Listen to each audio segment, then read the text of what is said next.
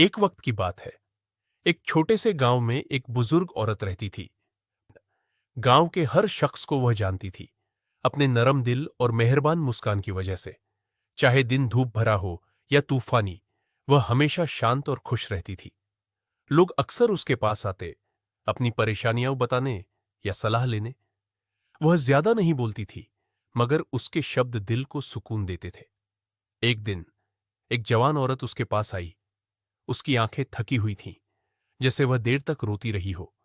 वह बुजुर्ग औरत के पास बैठ गई और धीरे से बोली, दादी अम्मा, आप हमेशा खुश कैसे रहती है?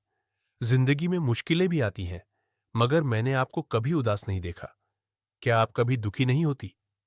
बुजुर्ग औरत मुस्कान के साथ, मेरी बच्ची, खुशी बाहर नहीं, दिल के अंदर होती है। लेकिन जब बुरा वक्त आए तो दिल कैसे खुश रहे? जवान औरत ने हैरानी से पूछा। हर सुबह मैं एक छोटी सी तेल की लाइट जलाती हूं और कहती हूं, यह नया दिन है, आज मैं एक वजह जरूर ढूंढूंगी मुस्कुराने की।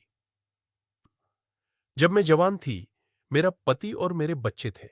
हम गरीब थे, मगर खुश थे। घर छोटा था, लेकिन प्यार और हंसी से भरा हुआ था। एक दिन मेरा पति बीमार पड़ गया। हमारे पास इलाज के लिए पैसे नहीं थे और वह दुनिया छोड़ गया। मैं टूट गई, दिन रात रोती रही। मुझे लगा जिंदगी की रोशनी खत्म हो गई है। उबरना और सीख। लेकिन फिर मुझे समझ आया, रोते रहने से कुछ नहीं बदलता। मेरे बच्चों को मेरी मोहब्बत और हिम्मत की जरूरत थी। तो मैंने आंसू पोंछे और जिंदगी को फिर से अपनाया। जिंदगी हमेशा अच्छे और बुरे दिन लाती है, लेकिन हम चुन सकते हैं कि कैसे सामना करें।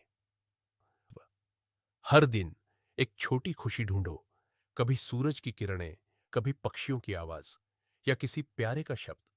अगर हम देखेंगे तो हमेशा कुछ अच्छा मिलेगा। खुशी एक चुनाव है।